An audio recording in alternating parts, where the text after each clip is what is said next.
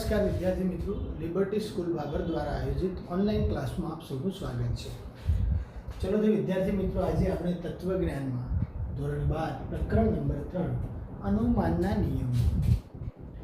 विद्यार्थी मित्रों, આપણે अनुमानना 8 નિયમો ભણ્યા। एक एमपी, बीजो एमटी।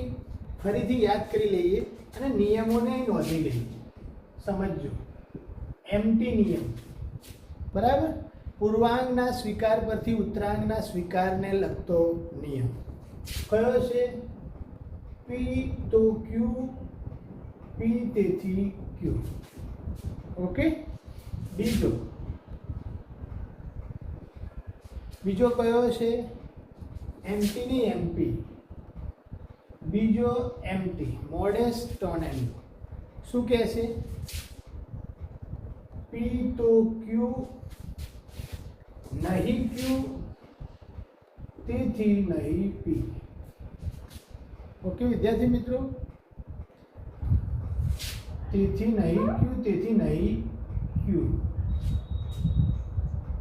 हवे नहीं उत्तरांगना निषेध परथी पूर्वांगना निषेध એટલે પી। ત્રીજો નિયમ કયો છે? એચએસ सोपातिक संविधानનો નિયમ છે। શું? પી તો ક્યુ, ક્યુ તો આર અને તેથી પી તો આર। ઓકે વિદ્યાર્થી મિત્રો। ચોથો કયો છે? વૈકલ્પિક સંવિધાનને લગતો નિયમ ડીએસ। ફરીથી યાદ કરી લઈએ। શું? પી અથવા ક્યુ નહીં ક્યુ તેથી પી बराबर। एवी ज रीते अथवा पी अथवा क्यू बराबर नहीं पी तेथी क्यू बने लागू पड़े। एवी रीते पांचमो नियम कयो छे? सीडी। कयो नियम छे? पी तो क्यू, आर तो एस, पी तो क्यू, आर तो एस, पी अथवा आर अथवा आर तेथी क्यू अथवा एस। बराबर। छठो नियम विद्यार्थी मित्रों कयो छे? सिंक એટલે કે એસ।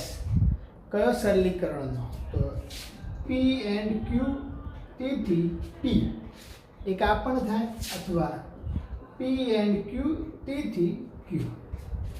અને સાતમો નિયમ છે કયો છે વિદ્યાર્થી મિત્રો? સમુચ્ચયને લગતો નિયમ એટલે કંજ અથવા તો સી। નિયમ શું છે? પી ક્યુ તેથી પી એન્ડ ક્યુ બરાબર, અથવા તો પી ક્યુ તેથી ક્યુ એન્ડ પી આ પણ થઈ શકે। અને છેલ્લો આઠમો એડ એડજેક્શન અથવા તો એને એ કહેવાય। શું? पी तेथी पी अथवा। હવે વિદ્યાર્થીઓને 8 નિયમ છે અને 8 નિયમ લાગુ પડતા હોય એ દલીલ કેવી છે? પ્રમાણભૂત છે। હવે સમજો, તમારા પેજ નંબર જે 44 આપેલું છે બુકમાં, એમાં હવે ઉદાહરણ આપ્યા છે। 3 ઉદાહરણ આપણે સમજવાના છે। તમારી સામે એક ઉદાહરણ રજૂ કરું જે બુકમાં આપેલું છે। કયું ઉદાહરણ છે? તો P તો Q तो A एंड B बराबर। बीजू P तो Q तेथी शू थाय? A and B। ओके विद्यार्थी मित्रों, आ उदाहरण ने આપણે સાબિત કરવાનું છે કે આ જે વિધાનના રૂપમાંનું રૂપ આપેલું છે એ પ્રમાણભૂત છે એ સાબિત કરવાનું છે। પણ વિદ્યાર્થી મિત્રો, તમે આ જે અનુમાનના નિયમોમાં જે રૂપો છે એ રૂપના આધારે તમે નક્કી કરો તો તમે કહી શકો કે દલીલ પ્રમાણભૂત છે કે નહીં। એટલે કે દલીલ હંમેશા પ્રમાણભૂત હોય છે કોની? આ અનુમાનના જે દલીલના ઉપરના જે આ દરેક રૂપો છે એ રૂપોના આધારે તમે સ્થાનપતિ નિદર્શન અગર રૂપ દર્શાવો તો દલીલ કેવી છે? પ્રમાણભૂત છે। તો આવી દલીલના પ્રામાણ્યની સાબિતી આપવા માટે આપણે શું જોવું પડે? તો अनुमानना नियमोનું રૂપ જોવું પડે। તો અનુમાનના નિયમોનું રૂપ તો આ કૌંસમાં છે, એટલે એના માટે આપણે જવાબ શોધીએ. શું શોધો? p તો q આખું કૌંસ માટે આપણે p લઈએ તો a and b કૌંસમાં છે, એના માટે આપણે q લીધું. તો p તો q એના માટે આપણે p લીધો, તો અહીં p તો q એટલે p. તેથી a and b એટલે એના માટે q. તો વિદ્યાર્થી મિત્રો આવું રૂપ કોનું છે? p તો q, p તેથી q. તો આ દલીલ કેવી છે? પ્રમાણભૂત છે. સાબિતી થઈ ગઈ વિદ્યાર્થી મિત્રો. બીજું ઉદાહરણ, બરાબર? a અથવા b, a અથવા b, તો p તો q, p તો q કૌંસમાં, બરાબર? p તો q તો j and k. ઓકે વિદ્યાર્થી મિત્રો. તેથી a અથવા b તો j and k. હવે સમજો વિદ્યાર્થી મિત્રો, a v b v માટે p મૂકીએ જવાબ p, તો p and q માટે q લઈએ, p and q માટે q, j and k માટે r, a v b માટે p લીધેલ છે, તેથી j and k માટે r. આવું દલીલનું રૂપ કયું છે? p તો q, q તો r, તેથી pr. કયું છે? hs. તો આ શું છે? સોપાધિક સંવિધાનના નિયમને લાગુ પડે છે. આ દલીલ કેવી છે? પ્રમાણભૂત છે. વિદ્યાર્થી મિત્રો આ તો તમને સમજમાં આવ્યું.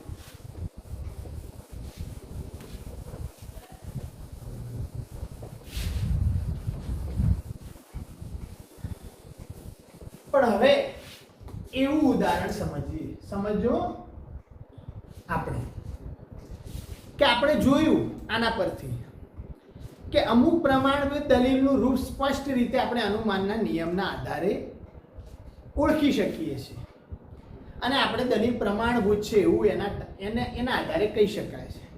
પરંતુ જો અમુક પ્રમાણભૂત દલીલનું રૂપ અનુમાનના કોઈ એક જ નિયમને અનુસરતું ના હોય, કોઈ એકને ના અનુસરે, મિશ્રણ વાળું હોય, તો એ દલીલ પ્રમાણભૂત છે એમ સાબિત કરવા માટે આપણે રૂપલક્ષી સાબિતીની રચના કરવી પડે. કેવી પડે? રૂપલક્ષી સાબિતી. દાખલા તરીકે આના માટે તમને આપ્યું છે p and q તો r, p and નહીં r, બરાબર? d અથવા a and b, b.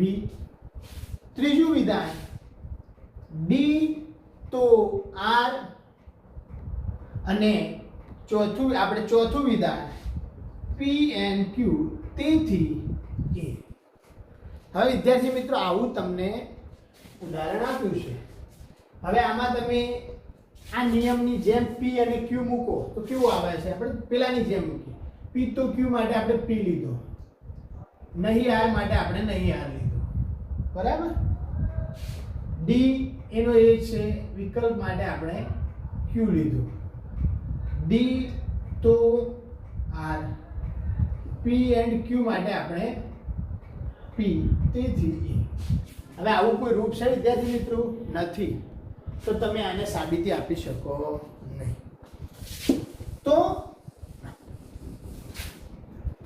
દલીલના વિવિધ રૂપોના ભેગા થઈને દલીલનું રૂપ આપેલું હોય, કોઈ એક જ નિયમને ના અનુસરતું હોય, બધા નિયમોને મિશ્રણમાં અનુસરતું હોય, એને સાબિતી રૂપલક્ષી સાબિતી કહેવાય છે. કેવી?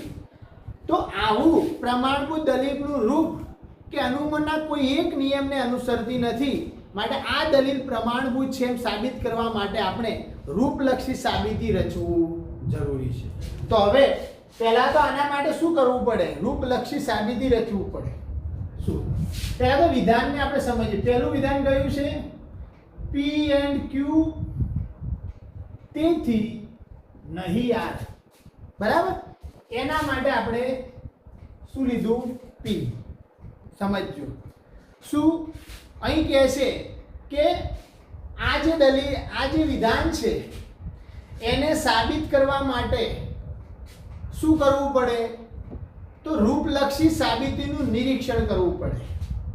હવે આ રૂપલક્ષી સાબિતી જે છે એ નિરીક્ષણ કેટલાક મુદ્દાઓને ધ્યાનમાં લઈ અને તાર્કિક સ્વરૂપની સમજ પ્રાપ્ત કરવી પડે.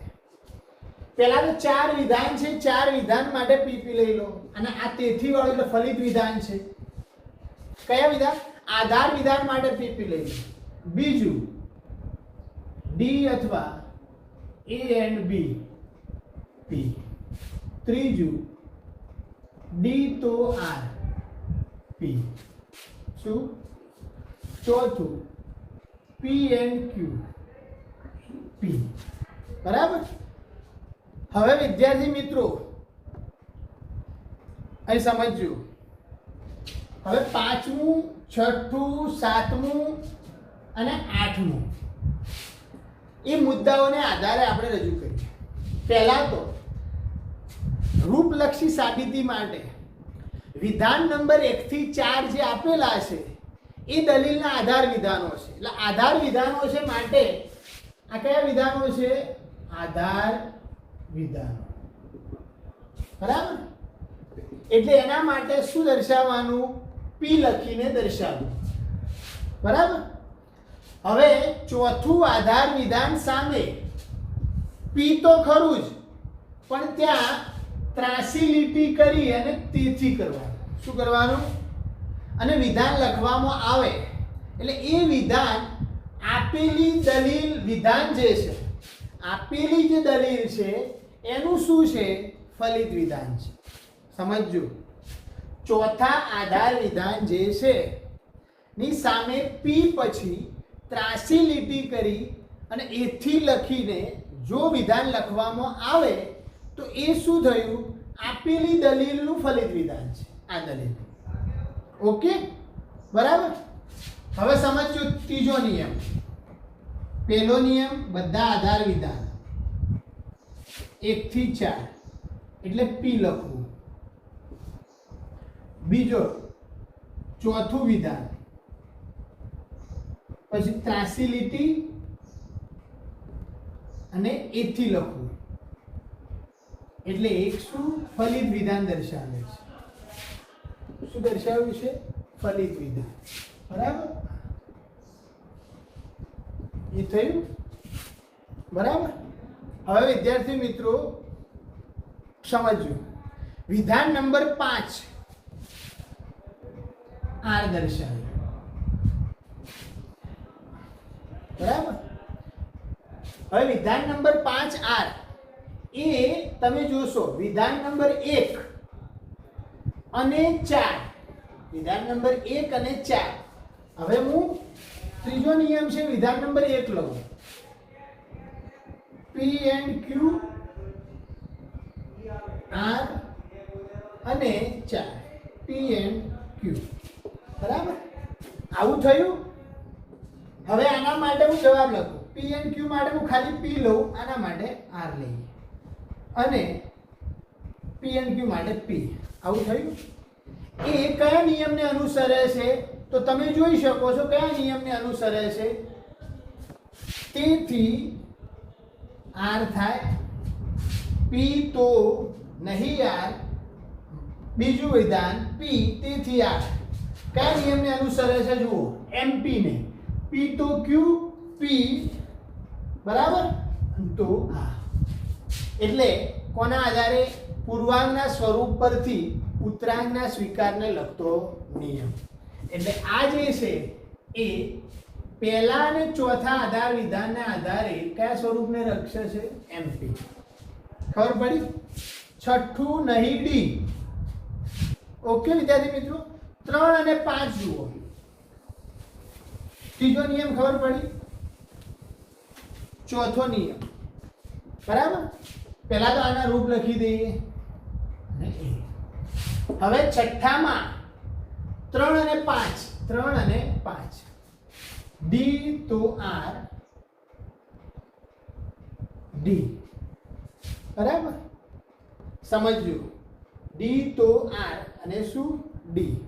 હવે સમજજો અહીં 3 અને 5 માંથી કયા નિયમને અનુસરે છે તો આવું જોઈ લો, ડી તો આર, ડી તો આર, નહીં ડી તેથી શું નહીં આર. આવું થાય તો આને અનુસરે છે. એટલે અહીં શું ત્રીજું પાંચમું અને કયા નિયમને એમટી. પૂરું થયું વિદ્યાર્થી મિત્રો. ચલો હવે બીજું વિધાન નંબર 7 જુઓ, એ એન્ડ બી. તો વિધાન નંબર 7 એ બીજું અને છઠ્ઠામાંથી, બીજું અને છઠ્ઠું, ડી તો એ એન્ડ બી અને છઠ્ઠું નહીં ડી. બરાબર, શું ડી અથવા આર. તમે જુઓ કોને અનુસરે છે તો ડીએસ ને અનુસરે છે. કોને અનુસરે છે? ડીએસ ને. તો શું થયું? એ એન્ડ બી. એટલે બીજું અને છઠ્ઠું કયા નિયમ? ડીએસ ને અનુસરે છે. ઓકે. હવે વિધાન નંબર 8, એ વિધાન નંબર જે 7 છે માંથી સિમ્પલ ને અનુસરે છે. એ એન્ડ બી તેથી, એ એન્ડ બી તેથી પી. તેથી કોને અનુસરે છે? સિમ્પલ. તો કયાથી? સિમ્પ. હવે વિદ્યાર્થી મિત્રો તમે સમજી શકો છો આ બધા રૂપ જે બનાવવામાં આવ્યા એ રૂપ તાર્કિક રીતે આપણે સાબિતી કરી દીધા. ચલો આ આને અનુસરે છે, આ આને અનુસરે છે, આ ડીએસ ને અનુસરે છે અને આ આને અનુસરે. અને આ આધાર વિધાનો તરીકે લીધા. તો આ પણ કેવું? પ્રમાણભૂત, કારણ કે નિયમને અનુસરે છે. આ પણ પ્રમાણભૂત, આ પણ પ્રમાણભૂત અને આ પણ પ્રમાણભૂત. તો અહીં વિદ્યાર્થી મિત્રો આ રૂપલક્ષી જે સાબિતી દ્વારા એમ સાબિત થાય કે વિધાન નંબર 1 થી 4, વિધાન નંબર 1 થી 4 એ શું? આધાર વિધાનો. શું? આધાર વિધાનો. અને વિધાન નંબર 4 એ એક ફલિત વિધાનને મળી, એક ફલિત વિધાનને મળી અને 5 વિધાનો વાળી દલીલ બને છે. બરાબર? આધાર વિધાનો અને વિધાન નંબર 5, આ 4 અને આ 5 એમ મળી કુલ કેટલા? 5. એ કેવું? દલીલ મળે છે. શું મળે છે? દલીલ. એમાં વિધાન નંબર 5 શું છે? ફલિત વિધાન. અને આ 4 આધાર વિધાન. બરાબર? પણ અહીં તમે જોયું કે જે દલીલ બને છે આખી એ પ્રમાણભૂત છે. કારણ કે સાબિતીમાં આપણે લઈ શકીએ કે ઉપરયુક્ત સમજાવવામાં આવેલા 4 આવેલા જે સોપાનો છે, એટલે કે 4 જે મુદ્દાઓ આપણે સમજ્યા 1 2 3 અને 4, આને આધારે એમપી ના નિયમને એમટી, ડીએસ અને સિમ્પ આ જે આપેલા છે મુદ્દા નંબર 5 થી 8 જે છે એ 1 4 1 3 5 ને 1 2 6 ને અને 1 7 ને એના દ્વારા આપણે સાબિત કર્યું કે 1 થી 4 જો સત્ય હોય તો 5 થી 5 6 7 પણ કેવું હોય છે? સત્ય હોય. અને 8મું ફલિત વિધાન પણ જો સત્ય હોય તો દલીલ કેવી છે? પ્રમાણભૂત છે. તો વિદ્યાર્થી મિત્રો આ રૂપલક્ષી સાબિતી દ્વારા તમે કહી શકો કે દલીલ કેવી છે? પ્રમાણભૂત છે. કેવી છે? પ્રમાણભૂત છે. તો વિદ્યાર્થી મિત્રો અહીં અનુમાનના નિયમના આધારે કોઈ એક નિયમને ન અનુસરતું હોય અને એવી દલીલ હોય તો એ દલીલ પ્રમાણભૂત છે સાબિત કરવી હોય તો રૂપલક્ષી સાબિતી કરવા માટે આપણે જે મુદ્દા સમજ્યા એ મુદ્દાને ધ્યાનમાં લેવા પડે. તો આજનું આ લેક્ચરને આપણે પૂરું કરીએ છીએ.